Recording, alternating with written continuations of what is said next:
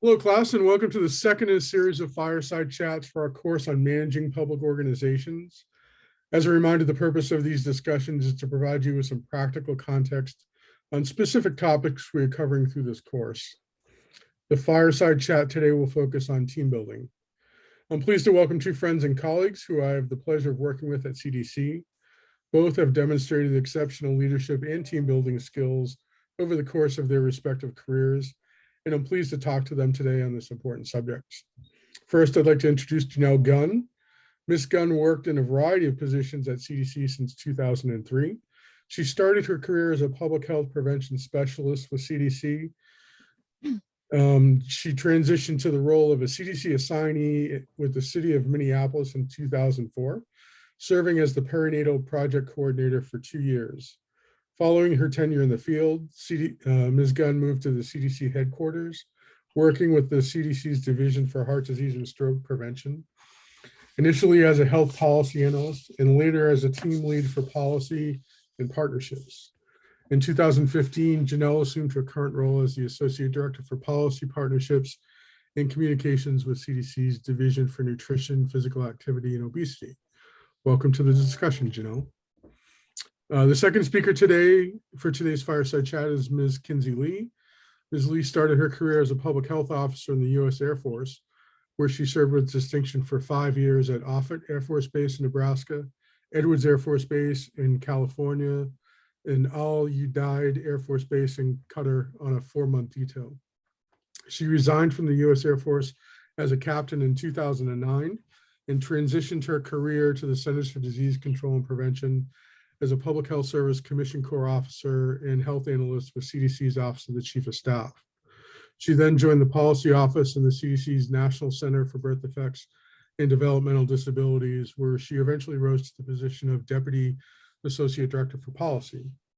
In 2015, Kenzie assumed her current role as Strategic Partnership Lead for CDC's National Center for Injury Prevention and Control, and is currently a commander with the U.S. Public Health Service Commission Corps.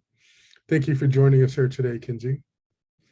As I previously indicated, our discussion today will focus on team building, and we'll be driven by a series of questions. So let's start the discussion with Janelle. Janelle, we've all been in situations where we've had to build or rebuild teams. What are the foundational attributes that are required to build a successful team? Thanks for the question, Sal. I think it depends a little bit if I'm building a team or maybe I started a new position and have a new team.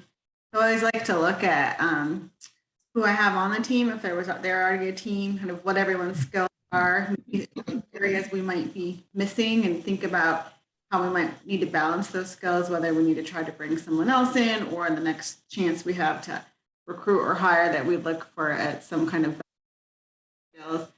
I think partly sort of building a successful team is having people kind of know what's expected of them and then to hold them accountable for it. So maybe if you're setting out assignments, making sure you're saying, okay, we're going to meet again next week and check on all of those things. So really to be sure that people know when they leave an interaction, kind of what is expected of them, and kind of having some accountability going forward.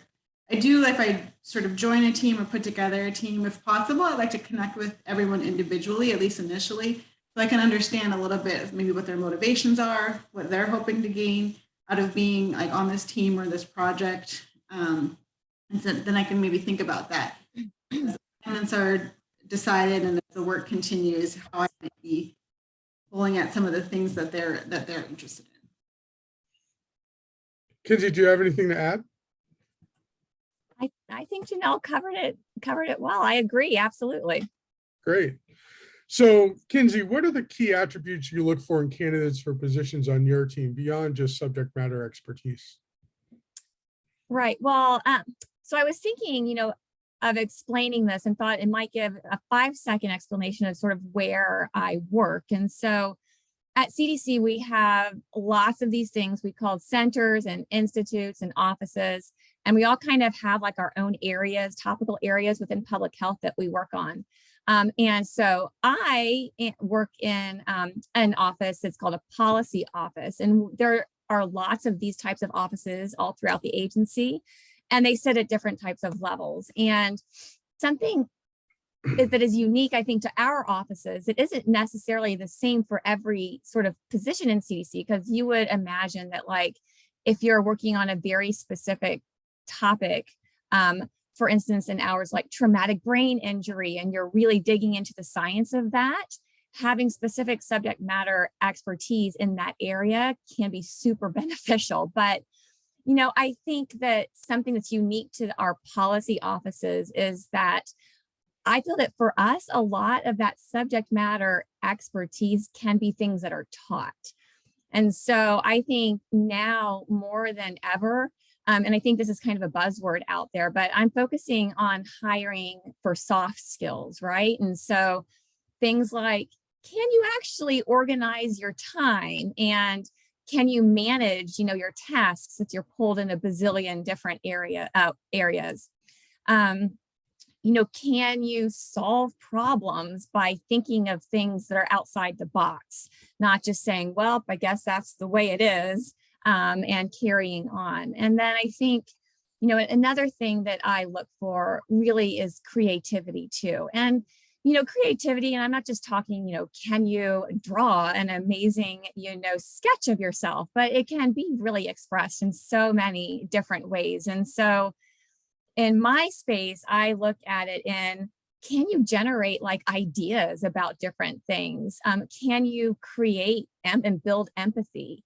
How about building connections between people? And how do you communicate and express your ideas? Is it like in a way that people want to listen to you in, or do they sort of like glaze over and check out? So lots of different things that I think are more difficult to teach are those areas that I'm looking at. So one of the topics that the text talks about is innovation and entrepreneurship, and it sounds like some of those things that you're looking for would fall into that category. Yeah, absolutely. I mean, I think more and more, you know, we're thinking about, we have this super sticky public health problem. They're really complex, but what are ways that we can get about addressing those areas that maybe folks haven't thought about before? What do those look like? How might we do them? And if people don't want us to do them, what are ways that we can look around in a creative way to still make impact? And so that is sort of like, you know, intergovernmental entrepreneurship, right? And I think those skills of like having an idea, processing it, coming up with a plan, and like selling it, those are all skills that are super important. Yeah, I would agree. Janelle, do you have any other perspective to offer on that? Yeah, I had a couple of thoughts here and would agree with Kenzie, like, you know, kind of trying to think about what are these other things that people have. For me, one of them is analytic skills. Like, can you take all of these pieces of information and bring me back something that's really kind of brief and concise? At our work, sometimes we do these things called objective review panels, where you review an application from a recipient and you have to be part of a panel and report out like the strengths and weaknesses. And I always kind of think like, this could be a job interview for me, because were you able to read that, you know, 200-page application and really bring out the strengths and the weaknesses in some kind of succinct way? The other thing, kind of in the same spirit, is I look for people who are able to make decisions. I find so often people are looking for the right decision, and most of the time there's not one right decision. So there's not the magical decision that we have to make, but can you make a good enough decision now and keep this thing moving forward? So that's the other skill. It's a little hard to kind of tease out, but that's something I look for. Yeah, that's good insight too. I think finding people who are willing, who have the courage to kind of make the call, and empowering them to do that is an important aspect of team building for sure. So one of the key roles a team lead or someone in charge of a team is responsible for is motivating your team. So Janelle, what's your approach to motivating your team? Do you have different strategies for motivating the group versus individual members? And if so, what are those strategies? Yeah, I think about this in a few ways. So at some point in my career, I managed like a team of individuals, and kind of we collectively made a team. My team now, I manage managers who have a team below them. So kind of thinking about those layers of people. When I manage individuals, I really tried to like kind of look at like when they met with me, what have you accomplished since we last met? And what do you hope to accomplish when we meet, is to keep everyone in sync and on task to make progress on things. Sometimes now with my bigger group, I might check in like at the beginning of the month with everybody, like what's one thing you really hope to get accomplished this month? One, it has the individual think about like, what am I trying to get done this month in terms of like tasks and priorities? It's also a check-in for me, like, is it too much? Is it not enough? Like, is what they said, like, you could do that next week, you need a couple other things. But kind of gives me a little bit of a sense of where they are and what their priorities are, and if they're in sync with my own. Another thing I think is to really pause at the milestone. So many times in my career, like we've done something big and major. Maybe we pulled off a huge release like on a Tuesday. And Wednesday, it's like right back to like doing the next thing at hand and the next fire. And we never really pause to like say, whew, we really did this thing. So I try to make sure we do that. You know, in the virtual world, it's like a little bit different. So like in the in-person world, maybe I would like bring in bagels or coffee or something just so we could, you know, pause for a moment. In the virtual world, I haven't mastered it yet, but just kind of think of things like one time I told everyone they had to bring a hat to the Zoom so we could say like hats off to you, but just like something to kind of pause and like recognize the work that's being done. And I think in general, that's one thing I try to do to motivate is think about ways in which I can acknowledge people's work. So sometimes it's just me sending them an email, like, saw that you did that, that's awesome. Sometimes it's me sending my boss an email to say, wanted, and copying them in, wanted you to know so-and-so pulled this off, like really great work.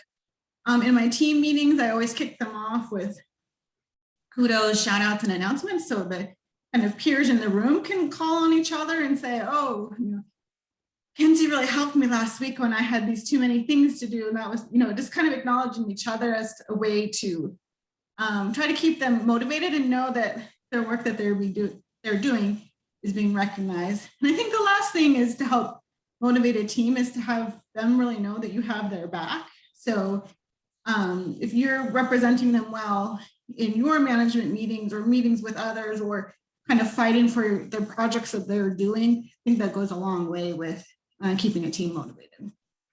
Yeah, I love that hats off idea. We had our team meeting yesterday and I was telling them that last Monday I was in the office because I lost my power, and I walked by our bulletin board where I normally posted our stars of the quarter, and it made me sad that I couldn't post their pictures. We could only do it over Zoom, but I think that hats off is a great idea. I may steal that from you, Janelle. Go for it. There's lots of crazy hats. It was fun. Kenzie, any thoughts on motivation before we move to the next question? You know, I mean, I think that was that was great. The only maybe thing I would add is sort of the like broader picture. And I think there are some people on teams that really need to feel like they're part of a bigger thing, right? And so ensuring that you have a vision and that it's, you know, people call it vision casting or making vision stick, or like how you make those things sticky. And so having a vision, and then like at some points during, you know, your conversations, like seeing how all of the things that you're doing, you know, can sort of loop back to impacting that vision. There's a really great book by Andy Stanley called Making Vision Stick that talks about like how to do that and how to continually talk about the vision that you're trying to impact. And it talks a lot about celebration, like how doing celebration together is an important part of making vision stick as well. So I think that'd be the one thing that I would add. Great. And in full disclosure, Kenzie and I used to work together, and I think we kind of started some of that visioning back in our old jobs with our team back then. And I try to continue to do that now with my team too. So Janelle had kind of alluded to the challenges of COVID. And Kenzie, COVID has required a lot of remote working, which, you know, in a lot of ways changes the team dynamic because you can't get that one-on-one interaction with folks. So how have you worked to maintain team cohesion in a remote work environment, and how challenging has that been for you as a leader? Yeah, so waffles versus pancakes. that is my secret squirrel method of getting cohesion. I don't know, I don't think I can drop a link in here, but you can Google it, Google how you use waffles versus pancakes in team meetings. Super fun way to connect. But not really, that is one way, but I think that, wow, this is a super tough question. And I I was like, dang, why didn't you give Janelle this one to start with? But, I think it looks differently for every team, depending on the types of folks you're trying to connect with. So, one of the first things that I would recommend, and we've done this with folks that newly join our team, is to ask people how they like to connect and what types of connections feel meaningful to them. Because I think what I found is that it's not the same across the board. And everybody has sort of a different idea of what that looks like. And, there's a really popular thing, the 5 love languages, but there's sort of a take on that where you're looking at the 5 ways in which people like to be, rewarded and connected with. So that's something you can check out. But on my team, I think we try to do this now in a couple of different ways. So, and I think that it's moved. Like at the beginning of the pandemic, we kind of did it one way and we've sort of pivoted as we've gone along. But, throughout the last couple of years, we've done the, one-on-one coffee chats if folks like doing that personal interaction. We've met outdoors for lunch, and when folks felt comfortable, when was that, like summertime last year? We met at a restaurant with an outdoor patio and just had like non-work related conversations. Some folks hate the camera. And so being respectful of that, doing some meetings with cameras, some meetings with cameras off, where everybody understands like what the expectation is for Zoom meetings.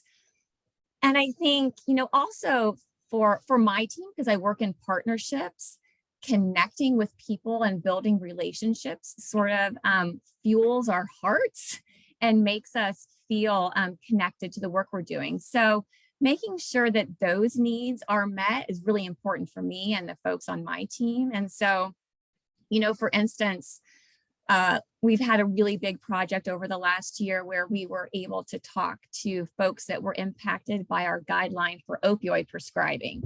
So we had hundreds of hours of conversations with providers and with patients and caregivers. And so having that connection to actual people really makes us happy.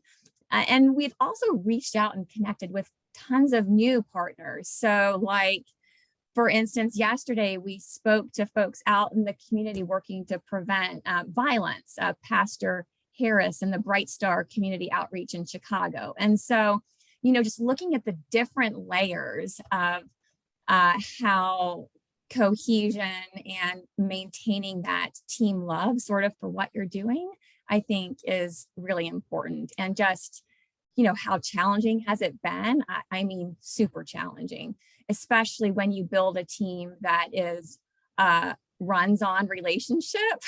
Has been for sure difficult throughout the last couple of years.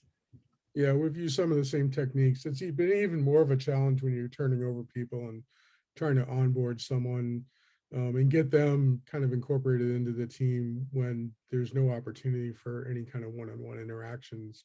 Absolutely. Yeah, fortunately, my deputy does a good job at that. Janelle, any additional thoughts on this challenging situation that we're facing right now?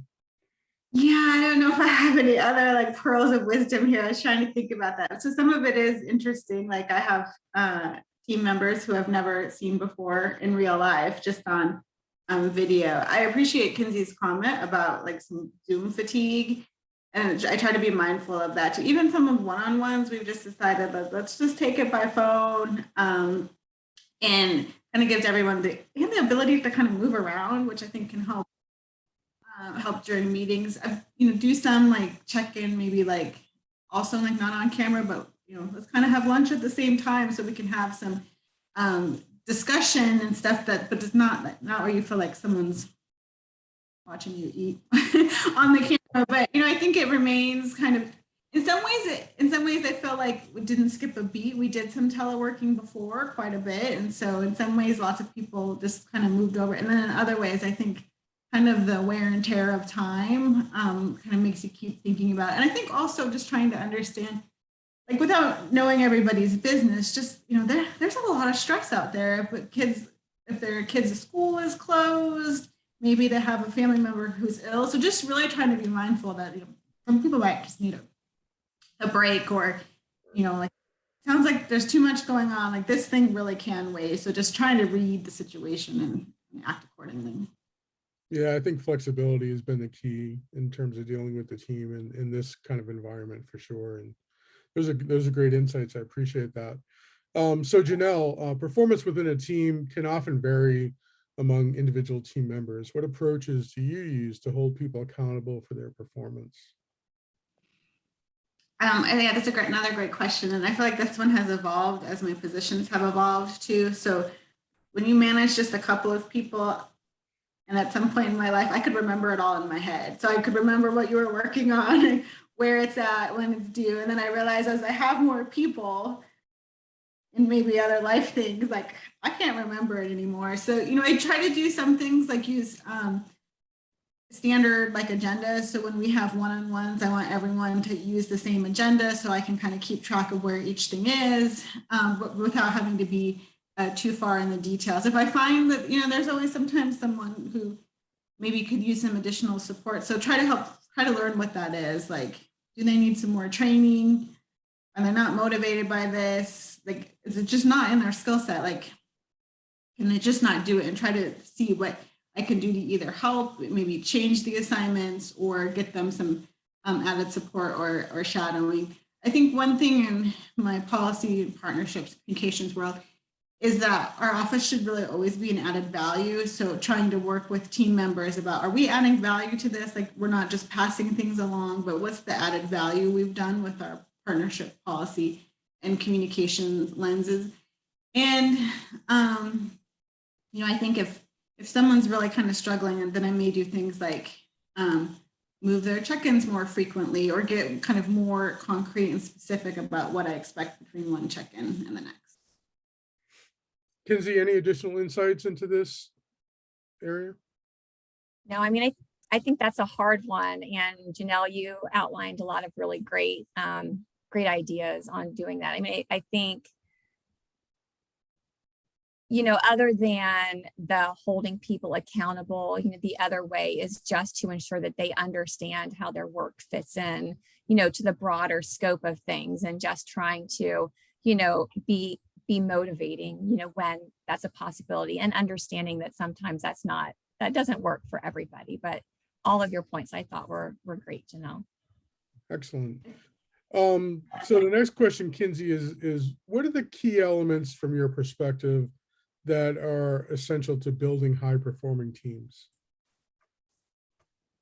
So I have a couple of folks on my Instagram that I like to follow, and one that I actually recently saw really sort of resonates with me and to this point, and that's, we can't be good at everything. If we were, there would be no need for teams, right? It would just be a team of Kenzies, and like it would be amazing. That I saw on Simon Sinek's Instagram. So go look at him if you like that kind of stuff. And I also think that I've heard, sort of tons of CEOs have a thought similar to this. I think Steve Jobs and like Richard Branson and folks like that, they talk about this idea of like, it doesn't make sense to do all of this work in hiring smart people and then go around and tell them what to do. You want to hire smart people so they can like tell you what to do. And, I really think that thought is super true and has served me well over the last several years. And I think additionally, high performance teams, they're also built on a diversity of skill sets. And I think that no one is really served by hiring a copy and paste version of themselves, right? Like I was talking about before. So, if you hire people that have the same knowledge, the same experience, like both in life, if they've experienced the same types of things in life and on the job, they have the same ideas. I mean, that's not how you develop high performing teams. So, I think key elements for the teams that I like to put together are, and regardless really of where I've been in CDC, is, a diversity of backgrounds and ideas. Going back to that creativity standpoint, I really think, that's something ridiculously important nowadays when you can have, AIs doing so much work for you. That creativity, can't be done by computer generated algorithms. Passion, empathy, and, a desire, because I work in partnerships, right? A desire to always include the needs of people as the center of everything we're doing. So when I think about putting together teams that will perform above expected, those are the things that I would look for.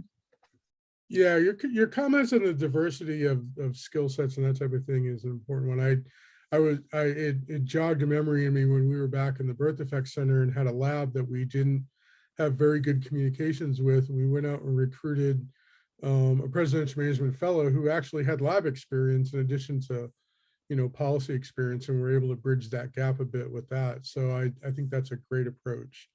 Janelle, do you have any additional thoughts on building high performing teams? Yeah, I really liked Kenzie's thoughts here. I would sort of echo the diversity and really being mindful of it. Like when I've had to intentionally say, like, this person's too much like me, I need to hire somebody else, and to think about like what you're not good at. So like, I've brought on someone who I know will read all the details and like send flags to me. So it's a good balance. You trying to keep things moving and having someone be like, hey, did you see these two things? Like, they give me concern, so I can pause and reflect on those things. So it's really good to have like a variety of experience. And then the other piece I think that relates to like a high performance team is having the right tech that supports them. So either the right systems where you file things, or keep the to-do list or the project list, but having that tech that complements the team that's there to help move things forward.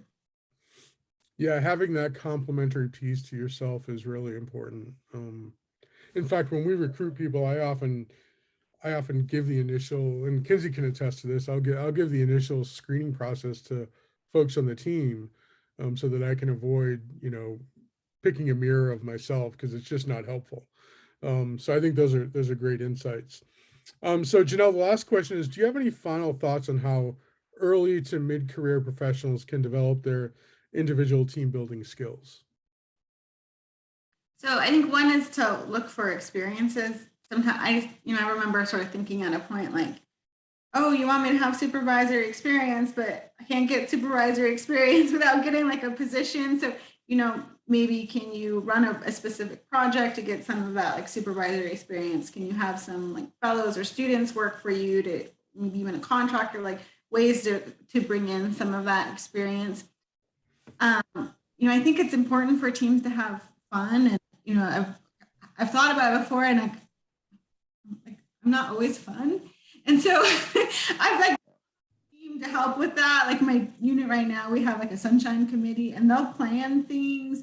They'll plan like virtual Jeopardy, or just ways it's not necessarily like what I'm into, but I know the team needs it and enjoys it. So I have to draw on other people's as skill sets for that.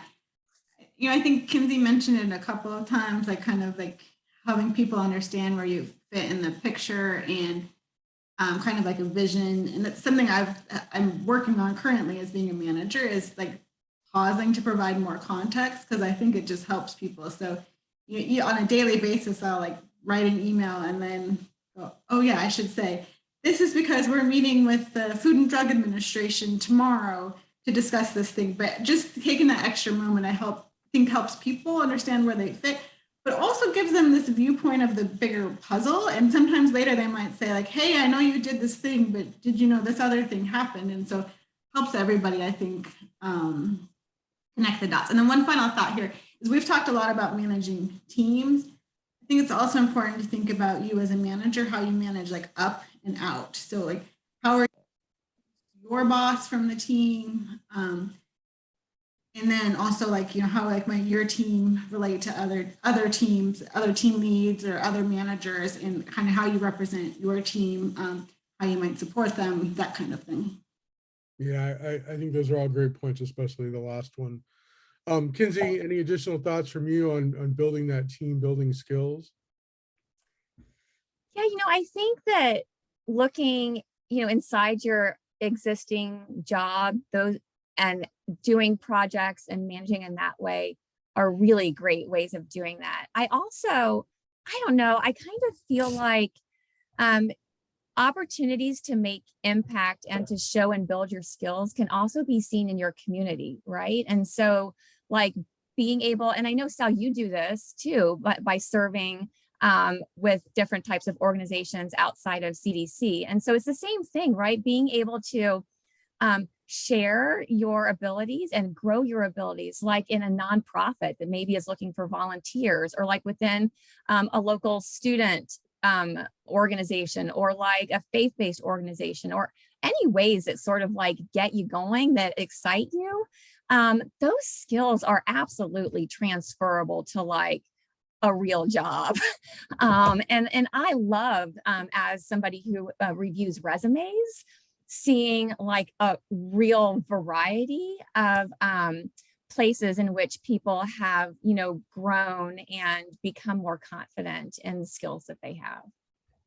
Yeah, that's a great point. And it's nice because it underscores the leadership discussion I had in week one, where that kind of insight was provided to folks. Where do you build your leadership skills? Well, if you can't get it on the job right now, look outside. And as I said then, and I'll say it again, you see that on a resume, and that's just as applicable in terms of when you're applying for a job as things you do at work, as far as I'm concerned. So I love that, and I think that's a great insight, Kenzie. Thank you for that. Well, thank you both for your willingness to share your experiences with my students at Clayton State University. I really appreciate your time and know your insights will be very useful to my students as we progress through the course. So thank you again, and appreciate your time. Thanks, Sal. Bye. Bye.